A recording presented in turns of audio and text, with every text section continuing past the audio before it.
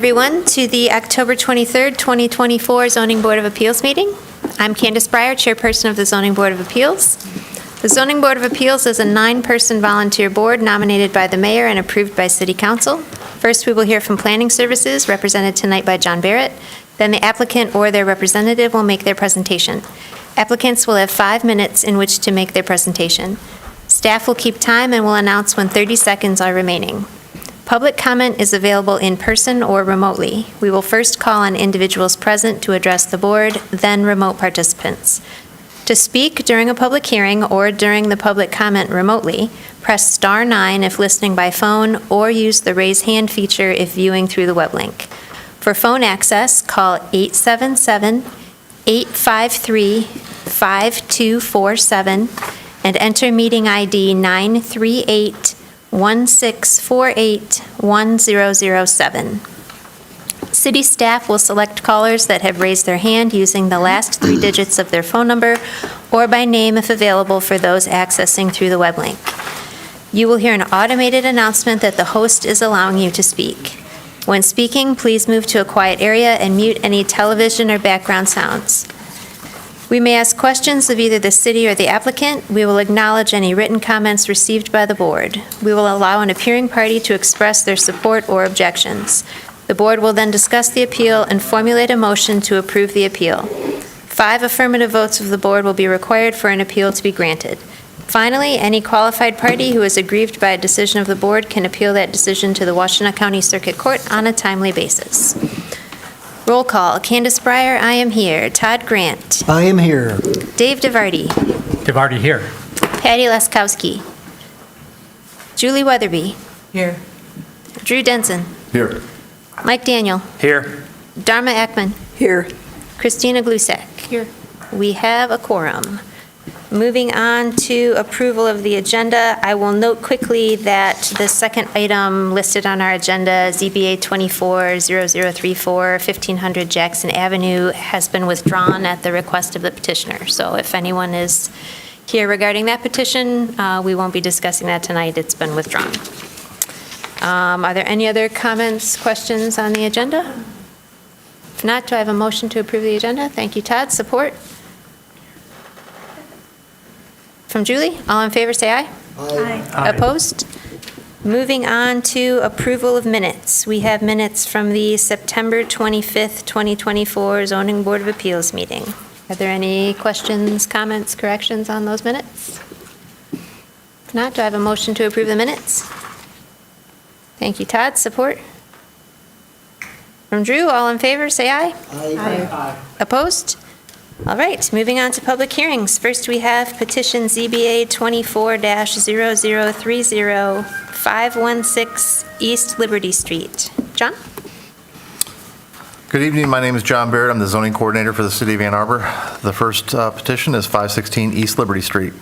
Mark Chalou, representing the business, is seeking a 7-foot, 7-inch variance from table 5.24 to D1 district permanent signs to install a wall sign at 27 feet, 7 inches above the maximum allowable height of 20 feet.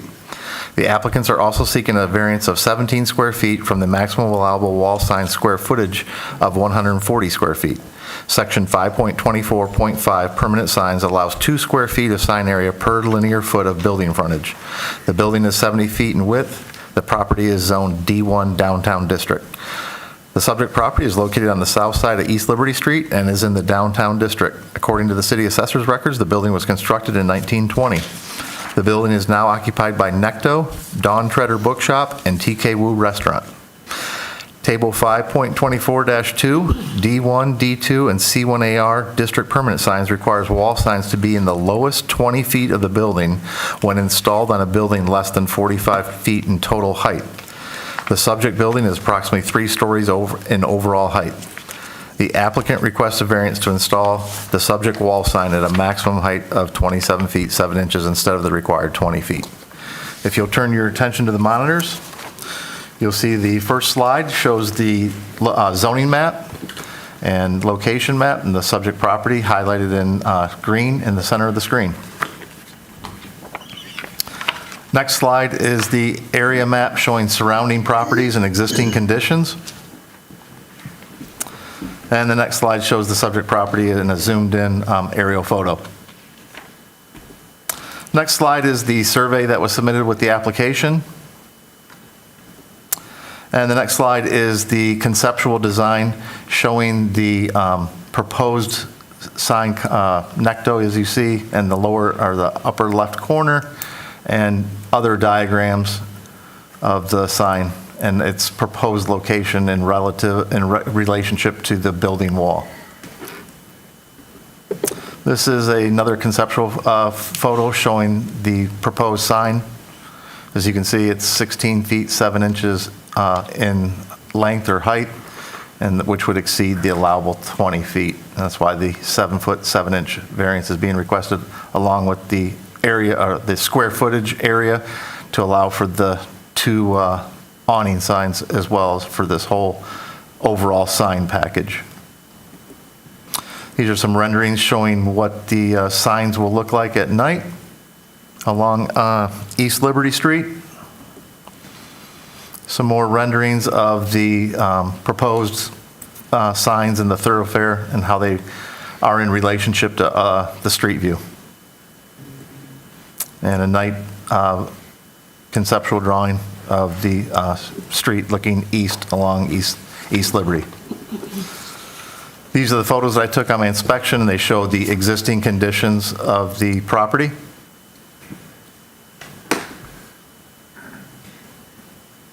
And that concludes my presentation, and I will take any questions that you may have at this time. Thank you, John. Christina? Right. John, so there, on the photo, there's 3 horizontal elements. I think you may have mentioned 2, but the application is for this one also at the quarter sun. There's not going to be an awning sign on that left awning. Okay, so I see a horizontal element that's not there now. But, so Well, this isn't, that's this is not a correct? this is a conceptual photo. Yeah, so we just disregard that? Well, it doesn't have signage on it.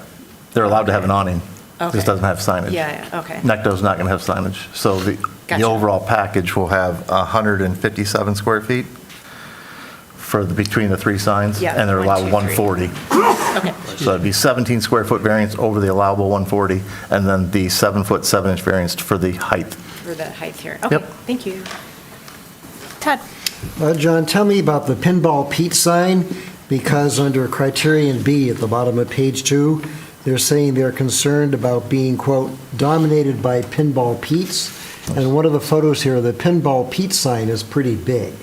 So I guess you don't have a shot of So the that's, future Necto compared to Pinball's Pete? Pin- And then how did Pinball's Pete get so big? Pinball Pete's doesn't exist right now. That's just a conceptual future rendering. Oh, okay, so they And it's don't know not- if it it's will not be part of this- dominated. yeah, It's not part of this request tonight. Got it, all right, doesn't exist yet. No. All right. Any other questions for John? Yeah, Dharma? So, I know you just said that Pinball Pete's is not part of this request, but because, and maybe this is a question for the petitioner, but I'm going to ask staff first, because they talk about the context being some of these other signs, including, I think, Michigan Theater, changing the marquee there. Does the city have any knowledge of what the plans are for the Pinball Pete's sign? Like, will it be within the code, or? I'm going to defer that question to the applicant. Okay. I mean, it's difficult for me to speculate. Plans change all the time, so I kind of want to focus on what we have before us tonight. Dave? Dave has a question, I have another question. So in my packet that I picked up earlier today, there was a sign, a vertical night sign. Does that exist now? Knight's Restaurant? Yeah. Yeah. And that vertical sign is there? I'm not sure. I know there's a Knight's sign, but I'm not sure if that one is in there. I'm not sure. Does it matter? Well, It's not part of this package. It changes the context that they're coming in and asking about. I mean, I know the Pinball Pete's one is not there, but I don't remember the Knights one being there, or not. I don't believe Knight's is there.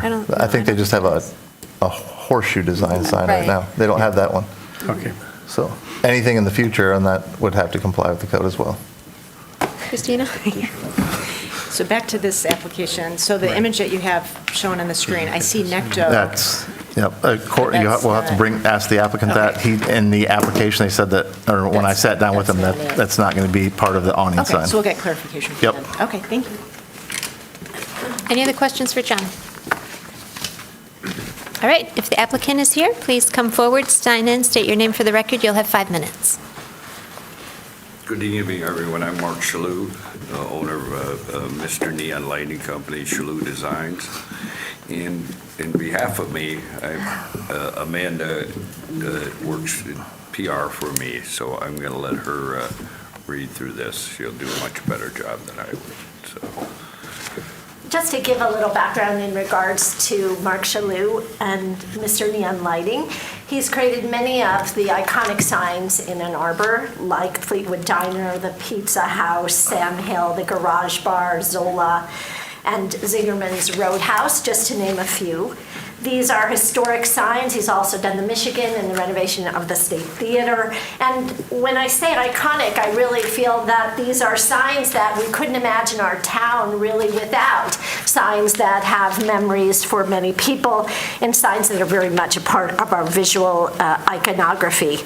In the aftermath of COVID and emotional and economic impacts of our communities, businesses, and citizens, and even a time of uncertainty that we're experiencing now and division, this variance offers the unique opportunity to highlight our resilience and hopefulness moving forward, to celebrate the diversity of our community, and to remind us of possibilities. It reminds us to look up.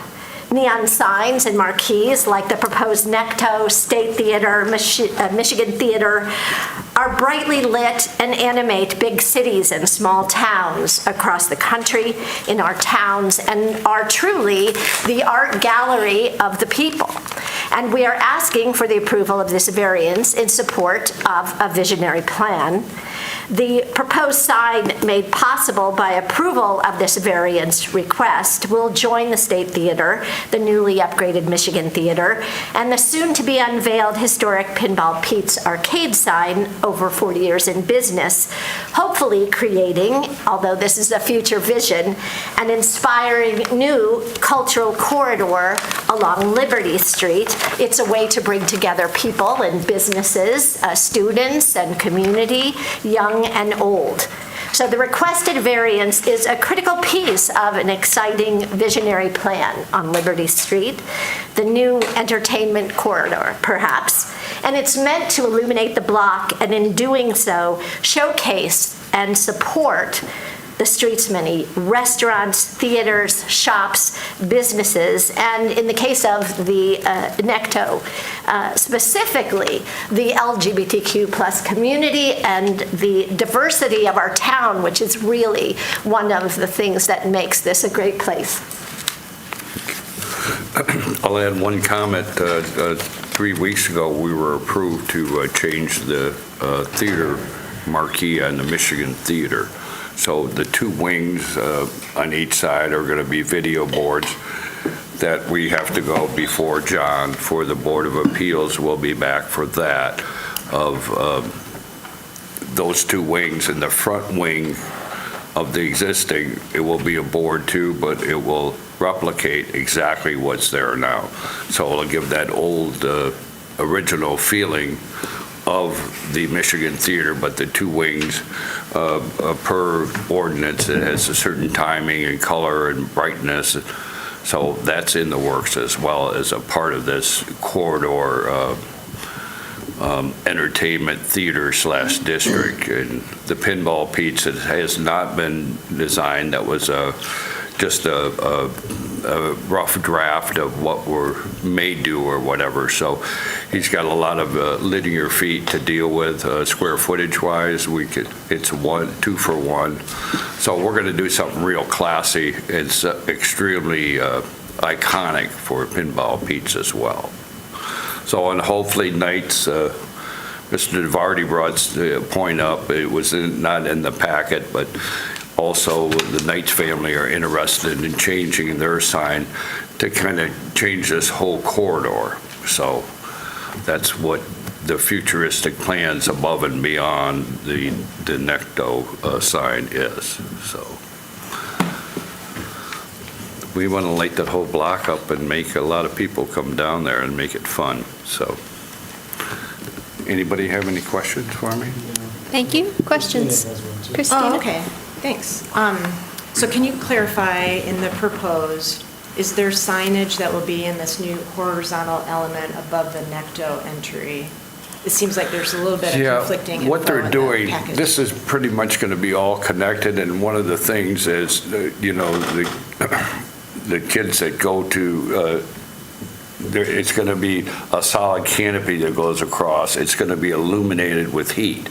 So during the winter months, that's what really that is for, and eliminating the two eyesores, in my opinion, of the canopies. But we wanted to put, in one of John's slides, it shows where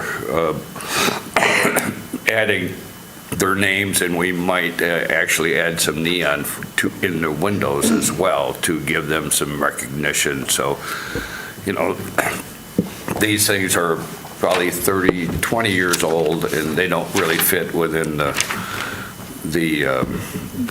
whole blend of that area. character. So will Necto, so when I look at this image here, I don't see Necto here, but in another image I do.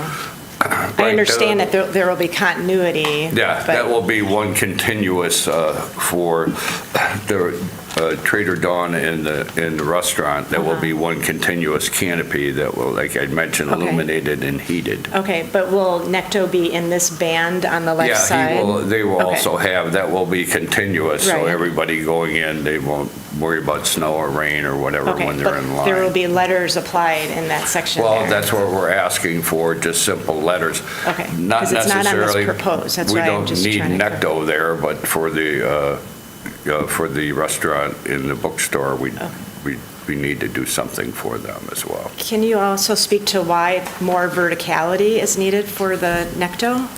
Well, the whole area downtown where, you know, with the State Theater, the Michigan Theater, and up-and-coming Pinball Pete's, which probably be a year and a half away, this whole area, that's what the entertainment enhancement value will bring by making it vertical. So it will, everybody will will be competing against each other, but in a really positive way.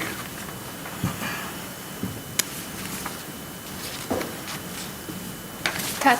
Yeah, I have several questions, sir. Let me preface by saying that one of my sons who now lives in downtown Chicago, when he used to come back to Ann Arbor, liked dancing at the Necto, and so he has a lot of good memories, but this is really a request for a big sign.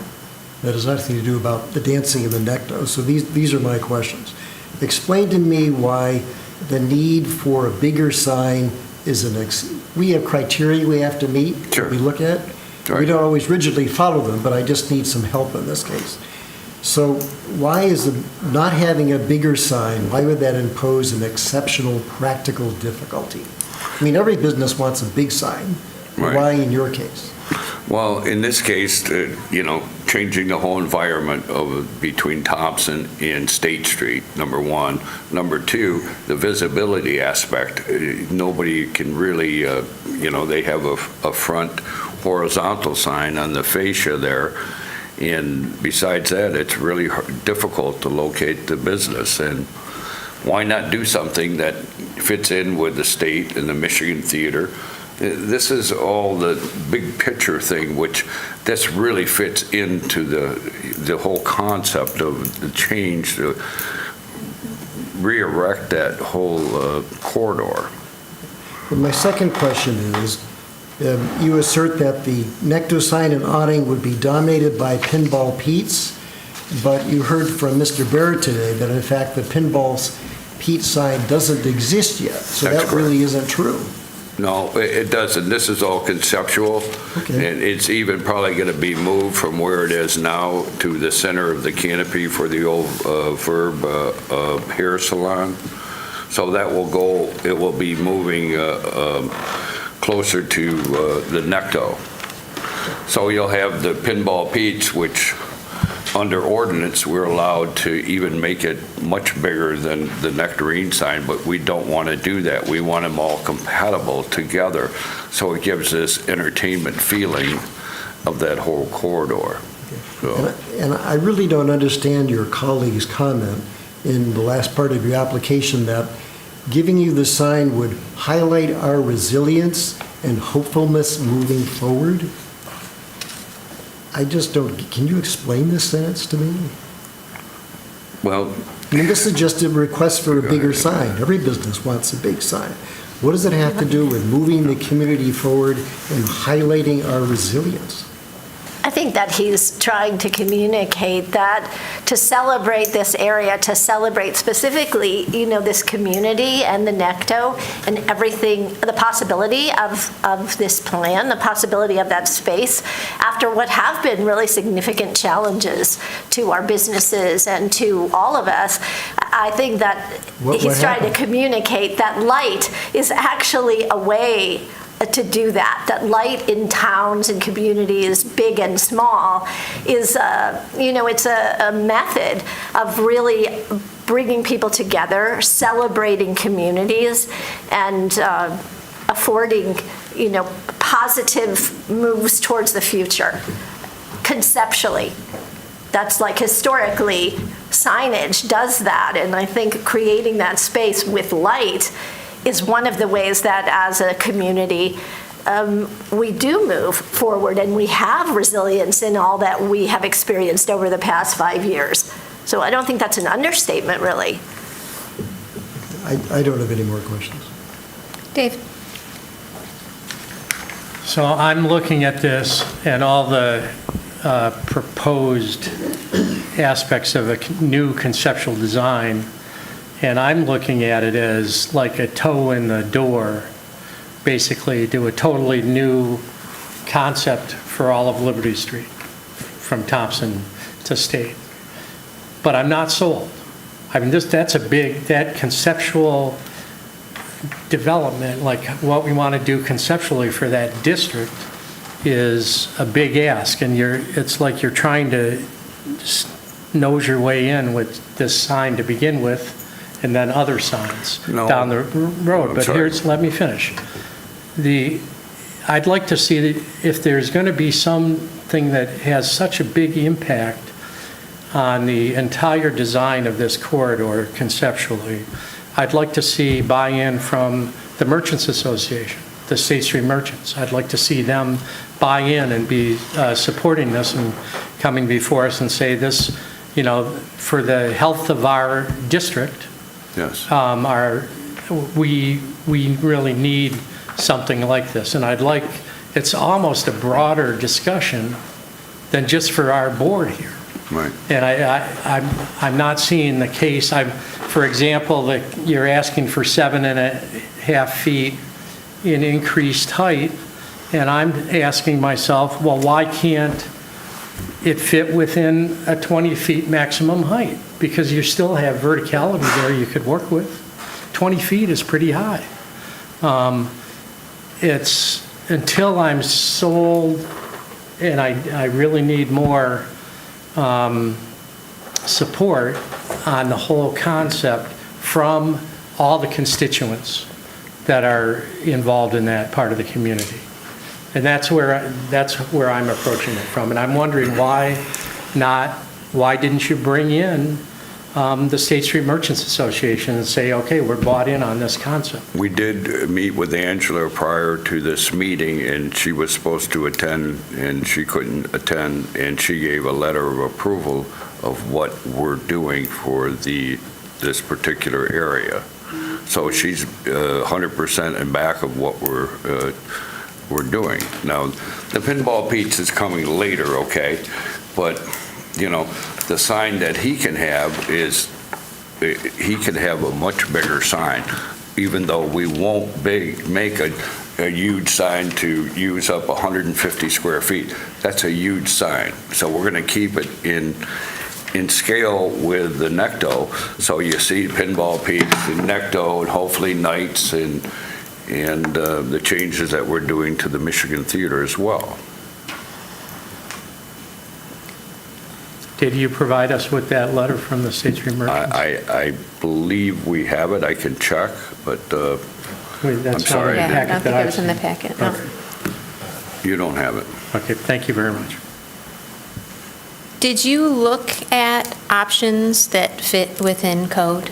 Like, at any point, do you have a drawing that shows this is what a sign would look like that meets the 20-foot maximum height, that meets the maximum area, just for comparison?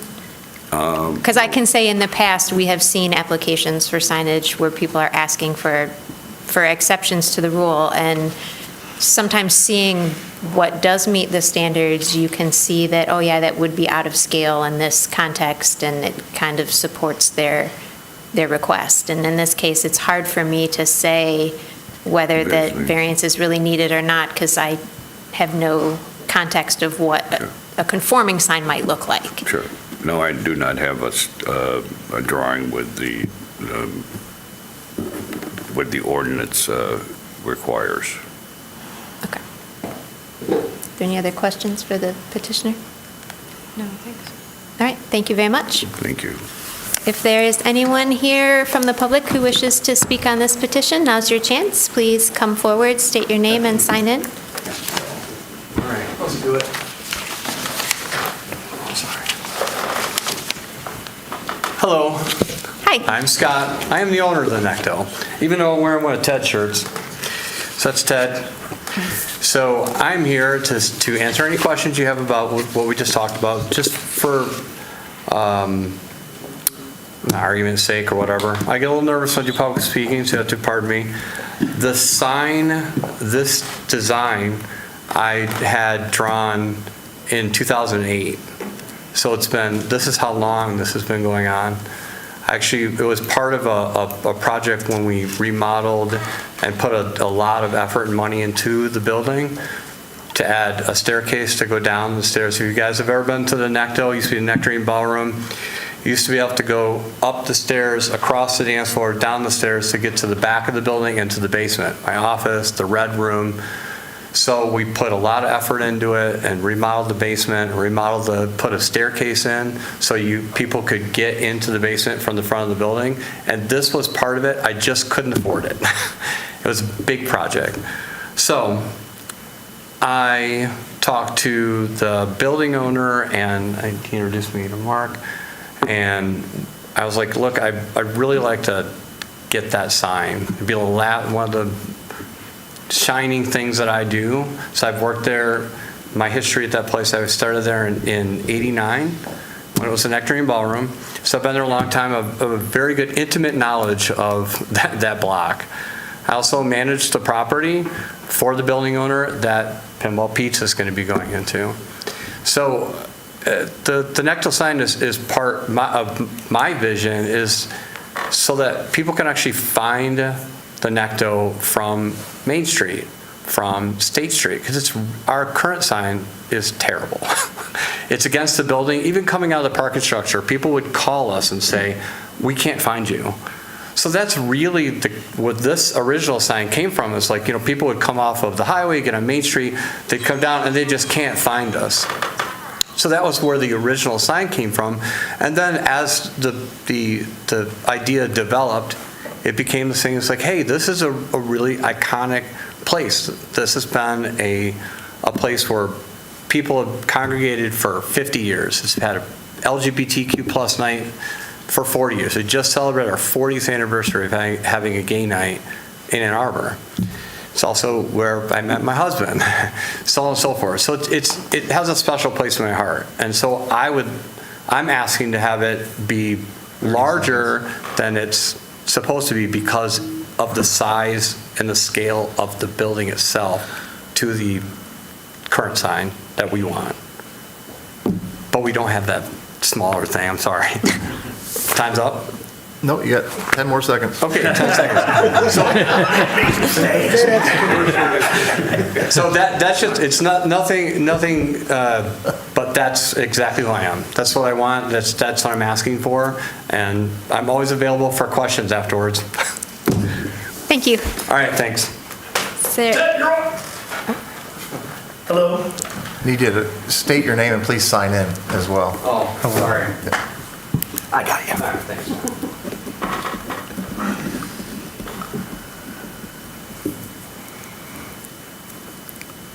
Address, do I have to do his address? Just your, No, just your name is fine. Don't forget your social security number and birth date.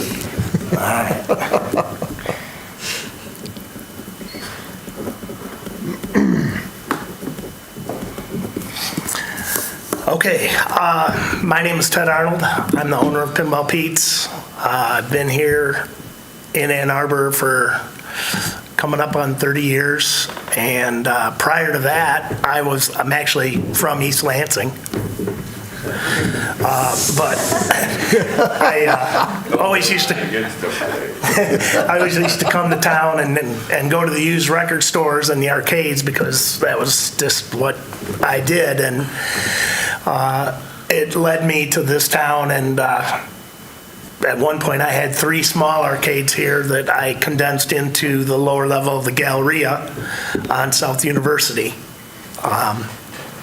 I'm here just to show support for the Necto because I'm also a sign guy, as evidenced by the fact that I have the Campus Theater marquee sign from Southview that I'm going to be incorporating into my new arcade inside the arcade. So that'll be kind of cool to see that again. It's been gone for 25 years now.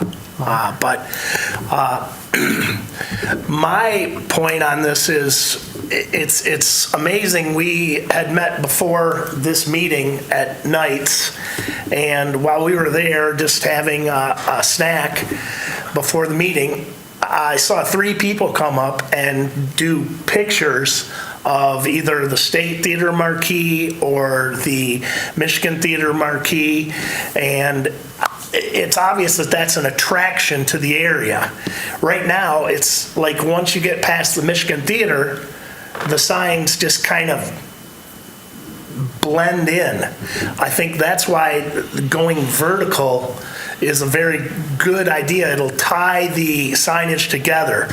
That's how I'm planning my signage. I've already decided, after talking with Mark, that putting our sign down on the corner of Liberty and Thompson would interfere with the sign pole that comes out, and it would just look crowded. So we want to move it down to there's 5 aluminum panels above the awning that we're going to go up with something there that would fit the streetscape of the State Theater, which is big and prominent, and then the Michigan 30 Theater. seconds? Pardon me? 30 seconds. Oh, so that's my plan. I don't want to offend anyone. I just I think it's a good idea, and I'd really like to. I know Scott's already had the sign made, and I would really like to see it get installed and grant him a variance if possible. Thank you. Thank you. We made a prototype. Yeah.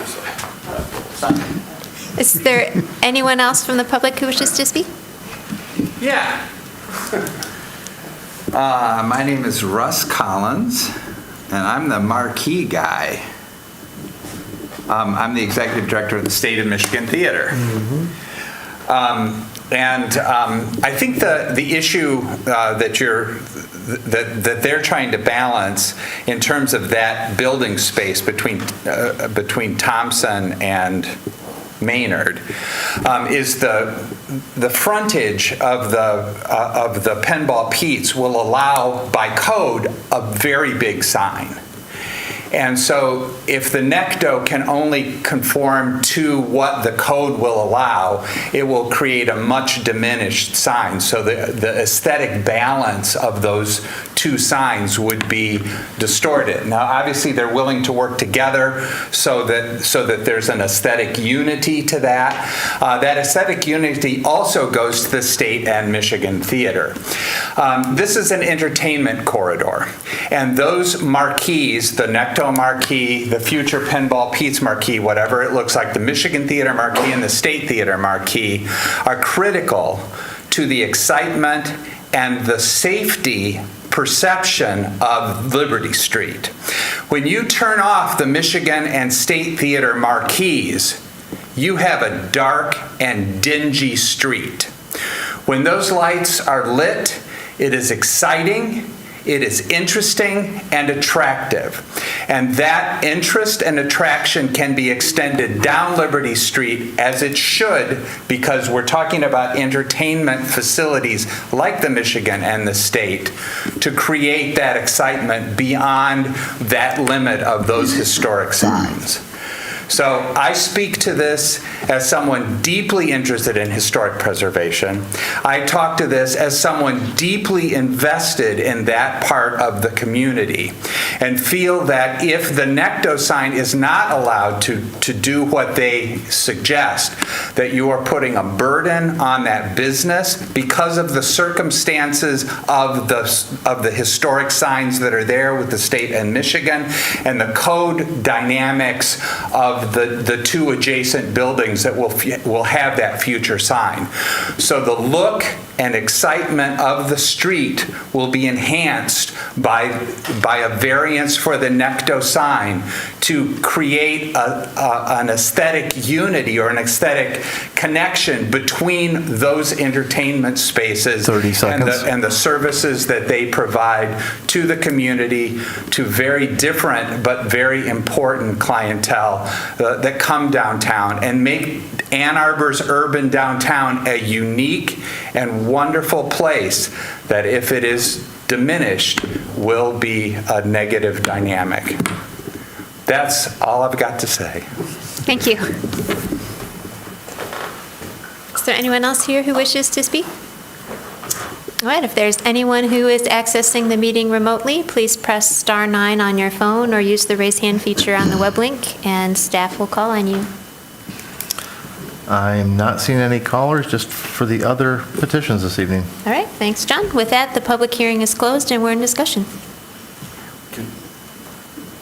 Christina. So I'm still thinking this through, but great points made from all of the presenters. I understand how this signage will enhance the block. I get all those aspects of the goals here for this variance.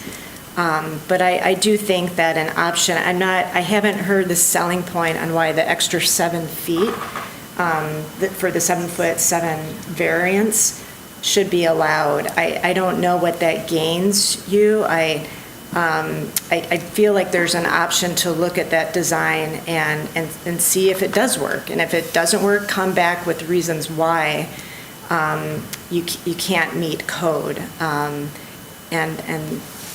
Yeah, so that's where I'm at right now. I'm just not sold on that extra 7-foot variance, but I understand the need for the cohesiveness of the design across the block. I get all that, but I just think that needs to be a little bit more evaluated with certainty so that we understand it's been looked at and evaluated and the best option is put forward. Thanks. I'm just going to say quickly, I 100% agree with you, Christina. I don't think I could have said it as eloquently as you did. I'm not opposed to the idea of this. I think there is a very compelling reason to create cohesiveness on this block in this area and create this sort of entertainment district that you're all discussing. But again, I just need to see some hard numbers, some alternative options, maybe if there's measurements available for the existing Michigan Theater sign, the State Theater sign, how high those signs are, just for some comparison to understand how all of the pieces fit together with a little bit more data. Mike? Good points. I think for me, just knowing this block pretty well, I mean, the Michigan Theater sign's huge, the State Theater sign's huge. Sounds like the Pinball Pete's, without coming to us, is going to be very large. So to me, I can visualize this 7 feet, 7 inches shorter, and it's, to me, would look weird. I'm going to vote for this because I just think it's cool. That's what I'm doing. I think it fits with this neighborhood. This is an entertainment district. This is not someone's apartment across the street, and I think it's going to be with that giant Michigan Theater sign right across the street. I don't think it's out of place, so I'm going to vote for it. Julie? Yeah, so I kind of get both sides, but one of the things that, if I had to say what does the Necto look like right now, I would say there was a big neon sign, because in my head that there is like a big neon sign, because that's what it should have in some ways.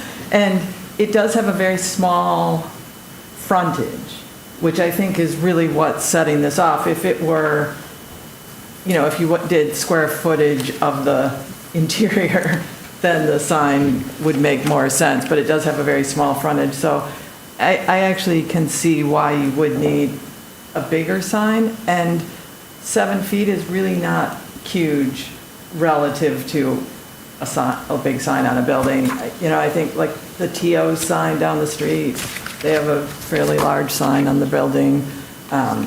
You know, obviously Michigan Theater and State Theater, it makes sense to me where this would fit in, but I do actually, you know, I do understand I'd like to see something other than the kind of theoretical, what this brings in terms of light and feeling, and that makes it a little harder for us to kind of make statements about it, because that's not really what we're here for, but it does make sense to me. So I'm still kind of wrestling with this a little.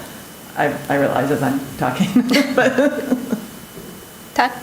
Yeah, so this is not about the Necto, which has played an important role in the community. This is about a business that wants a larger sign. And Mr. Arnold said that he's a sign guy, but in fact, that puts him in a group with every other business owner. They always want a large sign. A variance, bluntly, is permission to do something that would otherwise be illegal. And the burden is on the applicant to meet the criteria we have to weigh. I don't think, looking at the 5 criteria that we have, that it has exceptional practical difficulties. We've had signs come in front of us where people couldn't see a sign from a certain side of the street, or they weren't allowed to have one because all the signage square footage had been occupied by other leasehold tenants in the building. They obviously need a sign, but this is simply a question of wanting a larger sign. Second, I'm bothered by the assertion that it would be dominated by Pinball Pete's. Pinball Pete's is speculative. It doesn't exist now. This is a little factual distortion. I don't like it. If Pinball Pete's ends up having a big sign, the applicant can come forward and ask for a bigger sign in the future. This isn't the end. You can always come back next year. So this is also a purely self-imposed hardship. They have a sign now, they simply want a bigger one. Okay, I get that, but that's not enough to meet our criteria. And certainly, this is not close to meeting the last criteria. Is this the, without this, would they not be able to make good use of the building? And of course, that's insane. The Necto's been around a long time. It's well known, particularly among the LGBT community. And I do agree that this, where it is a little difficult finding a place to park. But Ann Arbor is infamous for finding a place to park. I can park anywhere because I've been here for decades, but it's tough. But people who travel from Detroit and want to come here, if they've come this far, they're going to work to get to the Necto Ballroom. I just don't think it meets any of the criteria. And that said, I really did enjoy Scott, Ted's, and Russ's statements. They're heartfelt, and even Mark and his colleague Amanda, I think they're all heartfelt statements, but they just don't meet our criteria, and they can come back later. So I have to vote no on this, and that's not a difficult question. Dharma? I'm going to be supporting this, and I think part of the struggle that you're seeing at the table, and even the struggle I had in my own mind as you first started presenting this, is that we do have this narrow set of criteria that you've heard mentioned a couple of different times. And a project like this can be somewhat difficult to assess, which I think some people also addressed, because we don't see the comparison or even the effort to like fit code. All that said, I believe in the artistic vision and the cohesiveness of this district. And I think the point is well made about the existing context and how it is iconic and it is a draw for people to come down to, and that this wants to be part of that larger fabric. And so to me, I'm kind of asking, like, what better good is served for our community and for that district? And I don't want to trip over ourselves denying this, because I do think it's going to be a net positive. Dave? As I'm looking at this, I'm asking myself some questions, and I want to ask our staff, John, a couple questions. Is this considered a projecting sign? Yes. And according to the table, it could, the maximum for a projecting sign is 30 feet higher, 30 feet high. I'm looking at this table here. For C1AR district permanent signs, maximum 30 feet, but no higher than the top of the building. So is that height determination of what they're asking for, doesn't that come within code, or is that height a calculation based on the frontage of the business? Well, Because it seems to me if that's the case, well, it's either, it's difficult, it's a wall sign and it's a projecting sign, it's both. It's a definition for projecting signs. Do you have a hard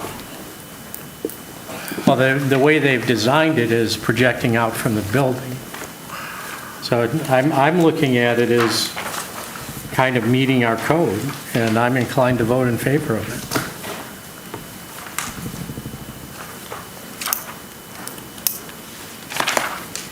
Well, if it meets code, under another definition, they don't even need to be here. But they still might for the area? They would need for the area. For the area, they need it, for the 7 feet Well, of area. They're asking for, What is it? How's it defined, projecting? it's defined, so it's a, projecting sign is defined as a sign such as a blade sign. So I don't know if we would consider this a blade sign or not, but that is attached to and projects from a building generally perpendicular to the building wall. Projecting signs do not include wall signs and signs on an awning or canopy. So it's open to interpretation. Not a particularly helpful definition. Well, it's difficult to say that that's a blade sign, but it's difficult to say it's not a projecting sign. it's clearly a projecting sign But by any common definition of that word. I agree with Dave. But the Yeah, but projecting sign is allowed a height of 30 feet, so that it's within that. Not that it's seen.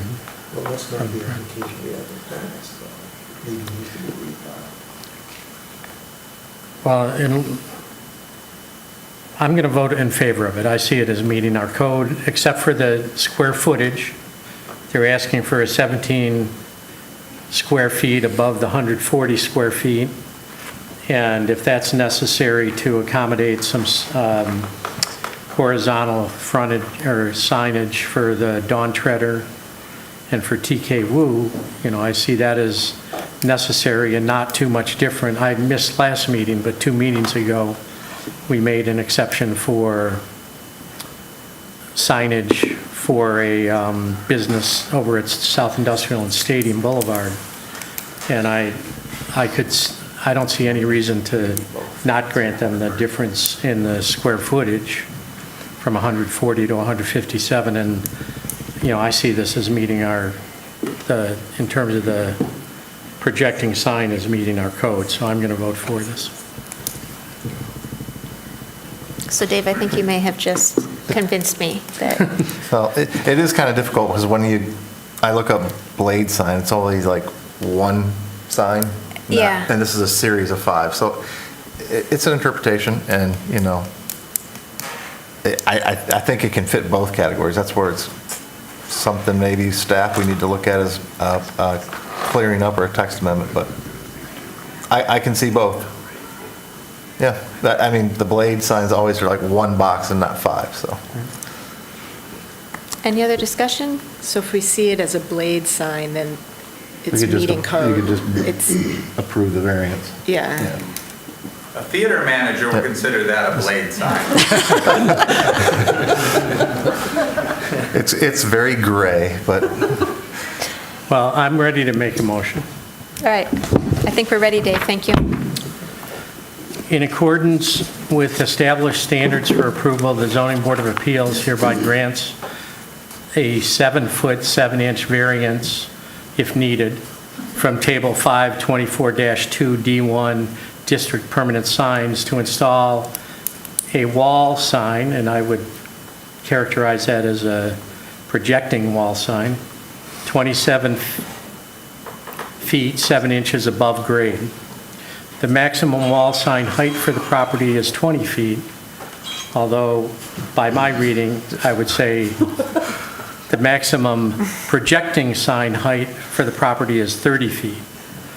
The board also grants a 17 square foot variance from section 5.24.5 permanent signs to allow 157 square feet of signage for the 3 tenant spaces.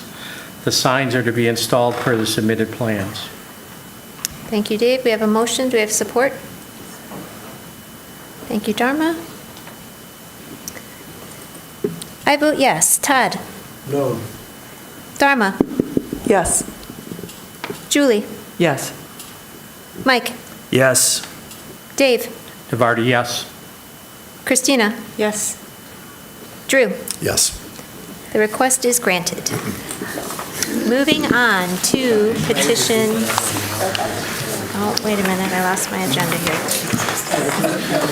24-035. Do you have an agenda, John? I completely lost my agenda.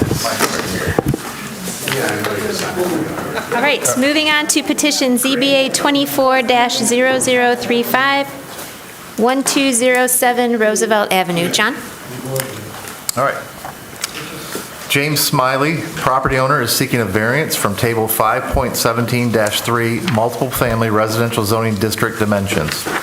The property is zoned R4C, multiple family residential district, and requires a minimum lot area of 8,500 square feet and a side yard setback of 12 feet. Todd?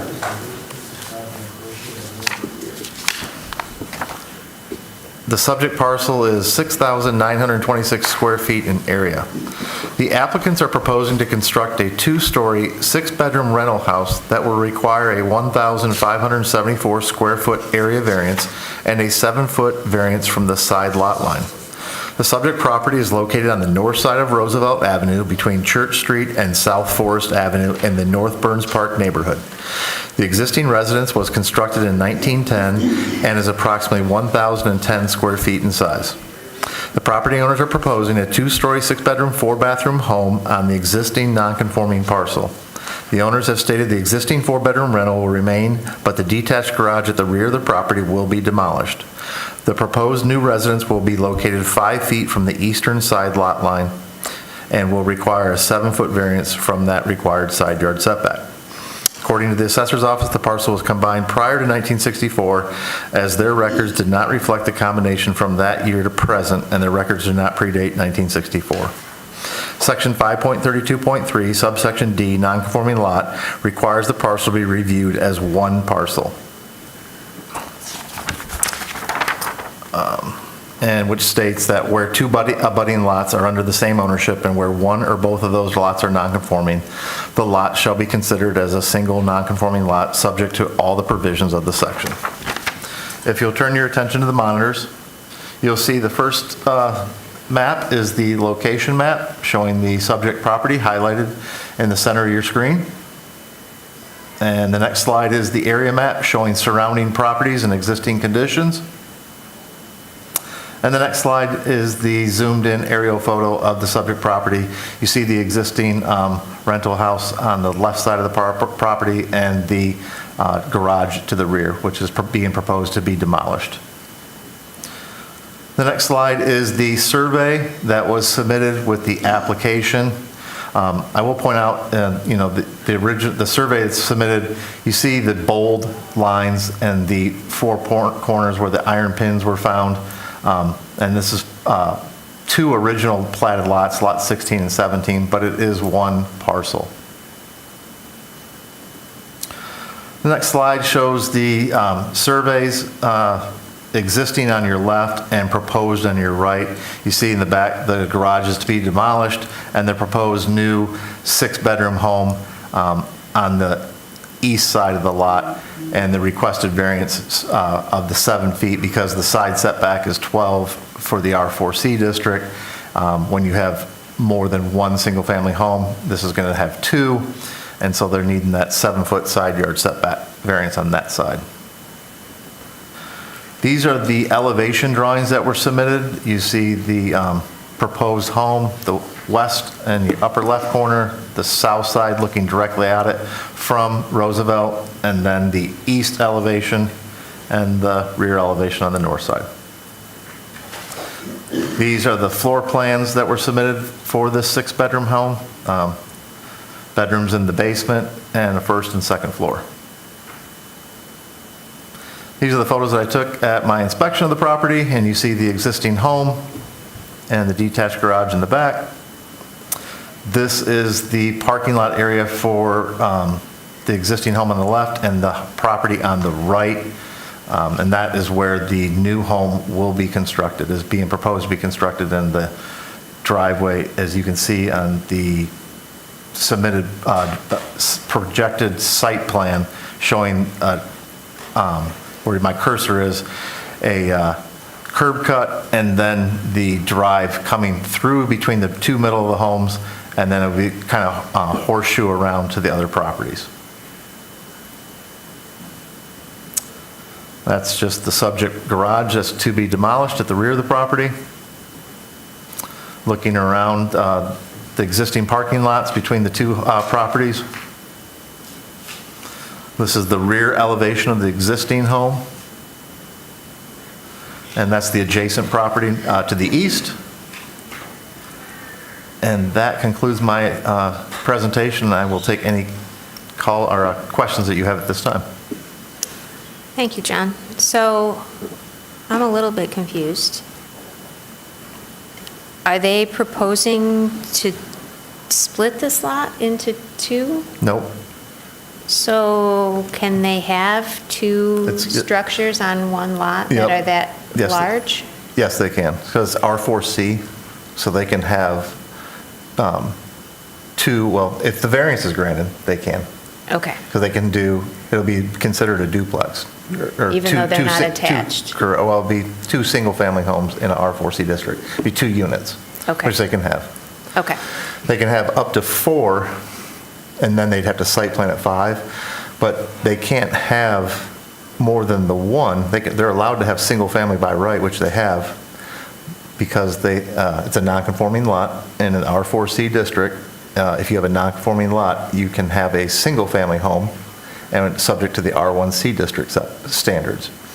But that's why they're here. They're needing the variance of the 1,574 square feet because they don't meet the lot area requirements. Okay, thank you. Any other questions for John? Dave? So John, they're asking for a side yard setback variance? Yes. And which is that? So go to the picture of the house, of the parking lot. All right, well, I'll just show you right here. If you see on the cursor, do you see my cursor? Yeah. This is the proposed home. Correct. And the R4C district, for more than 1 unit, this will be 2 units, will require a 12-foot side setback. They're proposing a 5-foot side setback over here, so that they need the 7-foot variance on that side. They'll meet the average front setback, they'll meet the west side setback, and they'll meet the rear setback. They're just going to need the variance for the 7 feet for that side, and then the lot area variance in order to construct a second unit. But the existing house, which they're not doing anything with, that one where your cursor is right now. Yep. That's already non-conforming on the side yard on that west side? That's correct. And looks like it's closer to that side lot line than what they're proposing with their new constructed Yeah, five. so if they were just to leave this home, that would have to be 5 feet for the R1C setbacks. Correct. But it's non-conforming because it was built in 1920, much prior to today's code. So it's a non-conforming structure. But it's really not part of the request because it's all about this new structure being allowed to bring in a second unit, and they need that area variance to allow a second unit. Okay, thank you. Any other, Dharma? Sorry if you already said this, but how far is the sign on, or how far from the line is the house on the right side of the proposed new building in the other parcel? So you're asking how far is this building? No, the other one on the other parcel, to the right, to the right. The neighboring parcel? Yeah.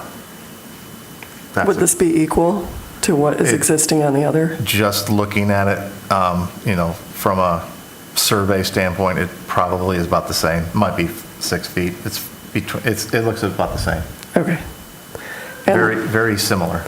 And the purpose being served by the setback that they're trying to seek the variance for is? I'm not sure I understand the question. Like, what is the purpose of the site? Yeah. Do they need to get a driveway down between the two of them? Is that why they're Re- requesting it to be pushed? That would be a good question for the applicant. But if they were to slide it to the west and meet the 12 feet, then it would probably eliminate that driveway. Right, okay. Because they need a minimum of 12 feet. Okay. I guess what I was asking was slightly different, which is, please remind me what the purpose of the standard is. So for R4C, multiple family dwelling districts, if you have 2 units or above, the setbacks are 12 feet on the side. But if it's a single family home, it's reduced down to R1C and it's 5 feet for non-conforming lots. Do you know why? Yeah, if you have a non-conforming lot, such as this one, you, by right, the city allows you to build a single-family home, even though if it's non-conforming. You just have to meet that. They reduce the setbacks down to the R1C district setbacks and allow you by right to build a single-family home on a non-conforming lot. Anyone can do that. If you have a 2,000 square foot lot, you can build a single-family home on it if you meet the setbacks. And if you don't, then you'd have to come to the ZBA for a variance. And that's kind of why they're here tonight. If this lot was 8,500 square feet and above, 8,500, 8,501, 9,000, they could do this project by right if they could meet that side setback. Because they're allowed to have multiple, they'd be able to have 4 units on it before they'd have to site plan. Any other questions for John? Dave? I guess I have a question that kind of goes to what Dharma is getting at. Well, these zoning codes and the setbacks were established at a time when we weren't so focused on increasing density in the downtown area, and which is a direction that the city as policymakers have gone away from. And I grew up on Dewey Street, and there are 3 apartment buildings on the north side of Dewey. Not a single one of them has 12-foot setbacks on both sides. And they were built in the 1960s. I'm just wondering, and those are multi-unit, 2 of them are 6-unit, and one of them is probably 12-unit. Well, how did those get built at that time? Because the code and these requirements were developed probably around 1965. So those homes are all pre-existing 1965. Gotcha. Okay. And without looking at it, it depends on what they were zoned. Some of them might be R1C and only have a 5-foot side setback. Some of them could be R1D with a 3-foot. Well, they're multi-family. But if they're multifamily, So- And I do yeah. know, my dad actually, Yeah, so if they're R4C and it's a single, or if it's got 4 units in one home, then it would be non-conforming. But it was probably most likely built prior to 1965. All those homes on Dewey were built before 1965. well, these aren't homes, they're brick apartment buildings. Oh, you're talking about brick apartment buildings. And they were built in the 1960s. I may have been in junior high school, which meant they were built probably right around 1965, or maybe a little before. And I just, They're- I don't see them as, there are single-family homes on either side of these, although 2 of the apartment buildings are next to each other. And I don't see them as really having such a huge negative impact on the neighborhood by not having a 12-foot setback. And I'm questioning the need for that 12-foot setback, although it is part of our code. Okay, that's my only question. Any other questions for John? All right, if the petitioner is here, please come forward, sign in, state your name. You'll have 5 minutes. So they're all online, and I've promoted them all. Why can't they come?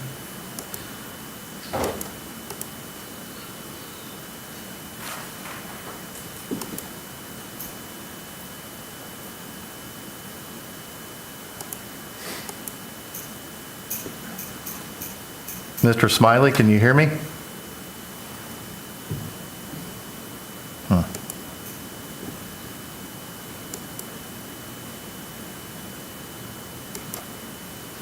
Mr. Smiley, can you hear me? Am I doing this right? They're right there. I'm promoting them to a panel. Remove permission to talk. No, well,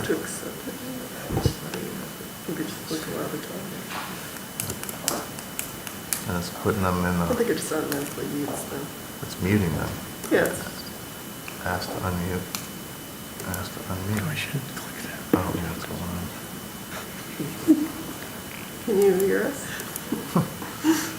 Dave is Did he ask them to talk? Dave, did I you mean, have a- unless we can cure this, I mean, already I prefer to see petitioners before us in person to address questions that we have. And if this person can't appear, I'm inclined to say, let's table it. But certainly if we can't hear him, or he can't be promoted into our thing, I'd say, let's table this until next meeting, and would make that proposal. All right, let's give it 1 minute, because they are in the meeting. It's just a technical difficulties promoting them. Make a co-host? Maybe they should have been here.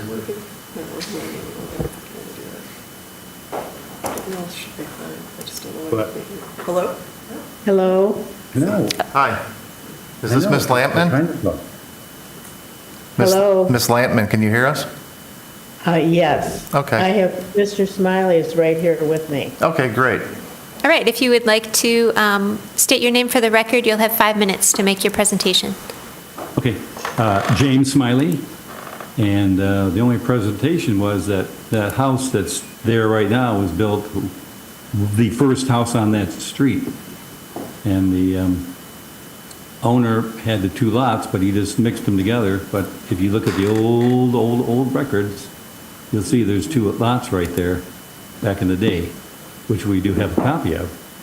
And we're just trying to, help the students by building another house right in there. And we've been doing rental property for a long time, and we figured that we could squeeze one in there and, just add one more to the housing stuff. So that's what we're trying to do. And if we're only missing a couple of feet on one side, I think it'd be a nice addition to the neighborhood. That's it. All right, thank you. Are there questions for the petitioner? John, did you? Mr. Weir, can you hear us?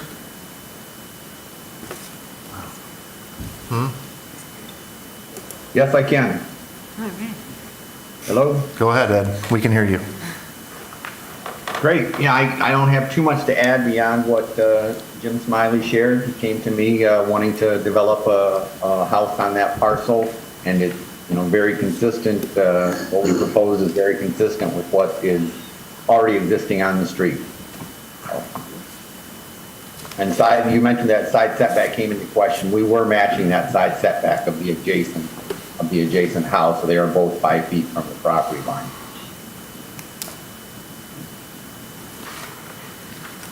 Okay, thank you. Any questions for the petitioners? Christina? Yeah, so was an evaluation, or could you explain how the proposed building was sited, meaning that earlier in the discussion, we were wondering if the width for a driveway was the baseline for locating the building east to west? What was the driver decision there? It was the driveway. Okay. And Jim might have something to add, but from my perspective, yeah, it was providing adequate space for a driveway on that side of the lot. And then the 5 feet, and you get to a point where the building no longer has viable, livable width. So, yeah, that's what we were after, though, the 5 feet on the one side that matched the adjacent house, and then driveway clearance on the other side. Okay, thank you. Dave? So, Ed, couldn't this new building just be moved over to the middle there? Because they're one parcel, right? So you don't have to consider the setbacks between the two buildings on this single parcel. So it could almost be like a duplex, an attached duplex almost, or you could have space between them. And then have the driveway in that area to the east and meet the setback requirements. I guess I'm not sure there's space in there to do that. Perhaps there is. We were trying to provide driveway space on that parcel that got us to the back part of the lot.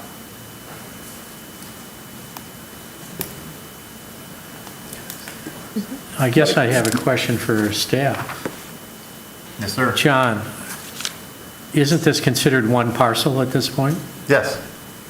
So there is no worry about any setback or anything at the fictional middle line, which at one time was the dividing line between two lots, because that doesn't exist anymore. Is that the case? Yes. So I'm just not understanding why, because the driveway can be in a setback. Why not just put the driveway on that east side of the building and slide the building over? And then you wouldn't need that variance.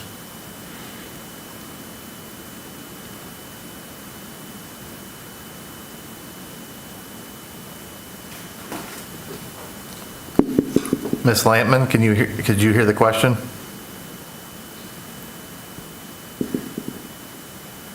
Mr. Smiley?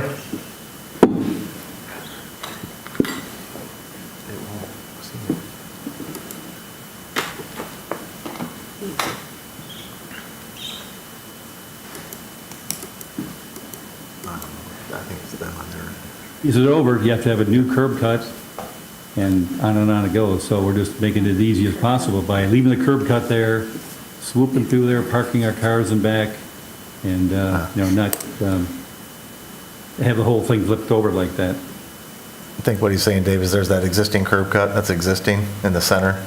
Gotcha. They'd have to relocate that to the east side of the lot. Yeah. Any other questions for the petitioner? Okay, thank you very much. If there's anyone from the public who wishes to speak on this petition, please come forward now. Or if you're accessing the meeting remotely, please press *9 or use the raise hand feature. There's no other callers at this time. Thank you, John. With that, the public hearing is closed and we are in discussion. Julie? So when I first read this without seeing the property, it was I wasn't quite sure what the purpose was. But when you walk around there, I think this proposal, this house will go in, and in 2 years, nobody will know that it was a new house, that it was built here, because if you walk around, I mean, many of the houses have small setbacks. There's lots of different types of housing in that area, and I just think if this is the easiest way, I agree that, yeah, you could pull it over and then it wouldn't obstruct, or it wouldn't have the problems, but I mean, R4C zoning right now, the way we have it, it's aspirational anyway. I mean, it wasn't really implemented in these neighborhoods, and the point was sort of to take down these houses and put up something different. So the fact that we're keeping a house, adding a house, it will actually look better. It will not just be a dirt parking lot visible from the street. I think I see no problem with voting for this. Drew. I think just to echo what Dave was saying in terms of it may be an aesthetic thing to have the driveway between the existing house and the new house with asking for that setback as opposed to having both houses next to each other. As someone that lives in this neighborhood, I agree with Julie that there are a lot of those that just, and I know Dave, you too, so it's used to that, but I think if you shifted it over, it would have not necessarily the same view from the street, having two houses and then a driveway between them as opposed to just granting that variance. So I think I'm certainly in support of it. Any other discussion? You ready for a motion? I could make a motion. Thank you, Dave.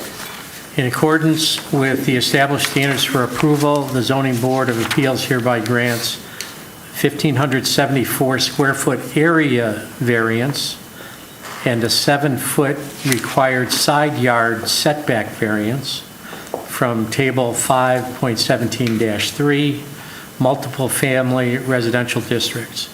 The variances will allow construction of a new 2-story, 6-bedroom, single-family residence. The building is to be constructed per submitted plans. Thank you, Dave. We have a motion. Do we have support? Support. Thank you. Julie? Yes. Mike? Yes. Dave? DeVarty, yes. Christina? Yes. Drew? Yes. I also vote yes. Todd? Yes. Dharma? Yes. The request is granted. Moving on to petition ZBA 24-0036, 2281 Delaware Drive. John? All right, Adrian Fazekas, I hope I pronounced that right, representing the property owner, is requesting relief from section 5.32.2, alteration to a nonconforming structure to construct a second-story addition to the existing nonconforming residence. The second floor will contain a new bedroom and bathroom. The residence is nonconforming for the average front setback along Delaware Drive. The property is zoned R1C Single Family Residential. The subject property is located on the south side of Delaware Drive and west of South 7th Street in the Dickin neighborhood. The home was built in 1969 and is approximately 2,052 square feet in size. The subject property is non-conforming as it is located 24.2 feet from the front lot line and the average front setback is 28 feet. The owners are proposing a new second-story addition that will contain a new bedroom and bathroom above the existing garage and family room area. The proposed second-story addition will not encroach further into the front or side setbacks, and the footprint will remain unchanged. If you'll turn your attention to the monitors, you'll see the first location map and the subject property highlighted in the center of your screen, just west of South 7th Street in the south side of Delaware. The next slide is the area map showing the existing conditions and surrounding properties. And the next slide is the zoomed-in aerial photo of the subject property, and as you can tell by that gabled roof, the proposed addition is to go over the garage right here on the east side of the structure. The next slide is the boundary survey that was submitted with the subject or the application. These are the elevation drawings. You see the proposed addition going over the existing garage. And this is the left elevation, or the eastern side of the garage, or the house, showing the new proposed addition over the garage side door. Looking at it from the other perspective of the property, you see kind of the addition in its relationship to the current roof line. And this is what the proposed addition will look like from the rear elevation of the property. This was a foundation plan submitted. You see the existing foundation for the garage and family room, and the first floor plan for the family room and the two-car garage that are existing, and then the second floor plan with the new master bedroom, bathroom, and a walk-in closet, and part of a laundry room. And this is just a cross-section showing the garage in relationship with the master bedroom above. These are the photos that I took at my inspection of the property, and you see where the proposed addition over the garage will be located. This is relationship to the house directly to the east. You can see how the two are directly related to one another. And looking down the street to the west and the other neighbors. And that's the neighbor directly to the west. And that concludes my presentation, and I will take any questions that you may have at this time. Thank you, John. Any questions? I'm just curious, are there many homes in that stretch that are non-conforming because of the front setback? Or is this no bueno? They're all pretty much in a row in the same line of sight. This one's just slightly ahead. Interesting. But, Okay. you know, it's hard to discern, just if you were driving down the road. Yeah, It's not discernible. Yeah, no. yeah, interesting. Okay. So, you know, they're less than 4 feet, so. Thanks. Any other questions for John? All right, if the petitioner is here, if you can come forward, please, sign in, state your name for the record. You'll have 5 minutes. Sure. I am Jeff Snyder. I am the homeowner. Thank you for having us here. It's pretty cool. My first time doing this. I went and picked a bad seat because my family was taking like pictures of me like on TV, but my 3-year-old Hayden was excited. So hi, Hayden. But yeah, like kind of John was saying, I think it's pretty standard. I actually talked to our neighbor about it. They've been in the neighborhood since 1969. They actually said one of our house was like one of the model homes there, like the first 5 there. So this was news to me that was non-conforming. And essentially I've lived there for over 10 years with my family. We're actually expecting another baby girl in December, so that's kind of the impetus for wanting to expand a little bit. We love the neighborhood, don't want to move. So yeah, we're just looking to add that above the garage. Like you said, it wouldn't change the existing footprint, just hopefully allows us to stay in the neighborhood and continue to grow as a family. So thank you for your time, I appreciate it. Thank you. Oh, go ahead. Nope, sorry. My name's Adrian Fazekas. I'm the builder. I work with Jeff and Blair Snyder. Just to echo what he was saying, yeah, we want to maintain the same footprint. We're just going up and we're adding like an owner's suite, bedroom and a bathroom and a closet. So I think it will be in harmony with the area, and I don't see any adverse impact on the neighborhood. All right, thank you. Any questions for the petitioners?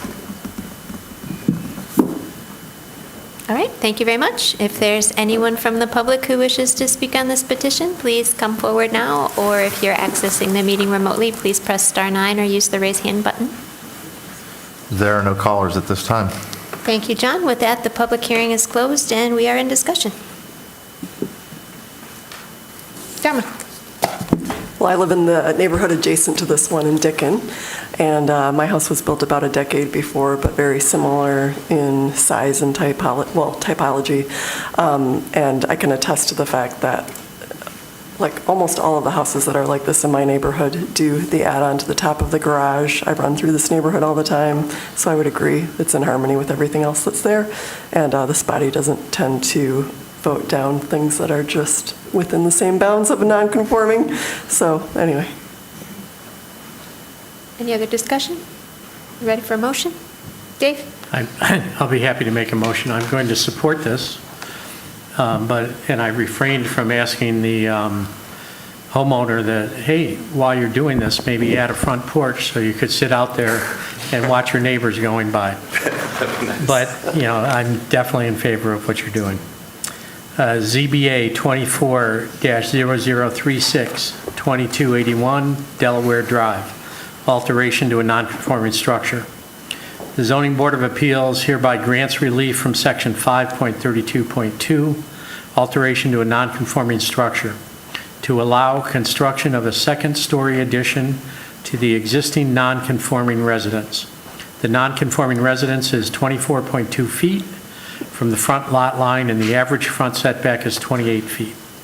The new addition will not encroach further into the front setback. The addition is to be built per the submitted plans. Thank you, Dave. Do you have support? Oh, thank you. Everybody supports it. Great. Christina? Yes. Drew? Yes. I also vote yes. Todd? Yes. Dharma? Yes. Julie? Yes. Mike? Yes. Dave? DeVarty, yes. The request is granted. Moving on to unfinished business, we have none. New business, communication from council. Dharma, what you got? So we made some adjustments to the TC1 zoning category, and I think that most of these changes should be familiar to this body. If you remember, we had a variance request that came before us. I think even when this is the South Arbor South, anyway, Eisenhower and State project, and when they came before us with their variance request, they kind of gave us a heads up that this was also moving through the ordinance review process. So it was before council for the second reading 2 meetings ago, and it deals with changes to the building size. It addresses some curb cut limits that I don't think that they understood what the implications would be for very, very large parcels, like this one is, 60 acres, something like that. Well, it can't be 60 acres. Anyway, very large parcel assemblages. And then also frontage requirements. And activation of parking structures on the first floor on the non-corridor side of the parking structure. So those are all tweaks that we've made. These are not the first tweaks that we've made to TC1. I'm sure they won't be the last because it's new, and we want to see development happen in these areas. That's it. Thanks, Dharma. Communications, I will say I forgot to mention back on our first petition, we did receive a letter from Alex Shue, a resident at 307 Thompson. No comments necessarily regarding the signage or the variances that were being requested, more related to noise and soundproofing of the business. So that has been received. Public comment. If there is anyone who wishes to speak to the ZBA on any item, now's your chance. Please come forward, or if accessing remotely, press *9 or raise your hand. There are no callers at this time. Okay.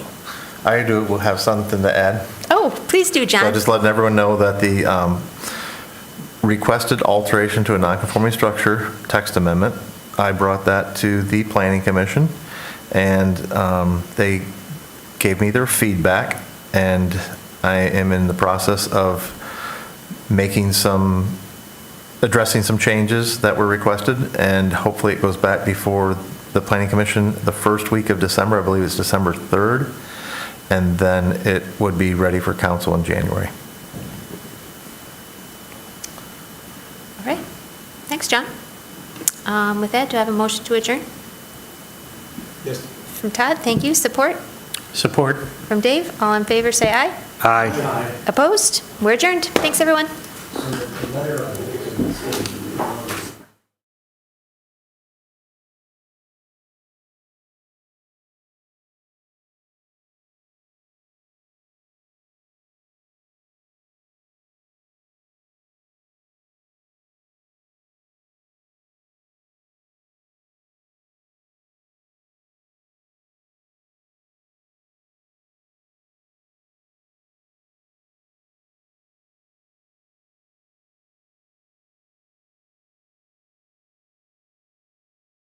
buying concert tickets.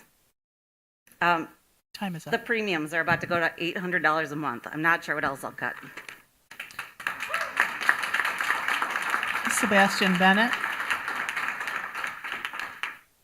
Sebastian Bennett.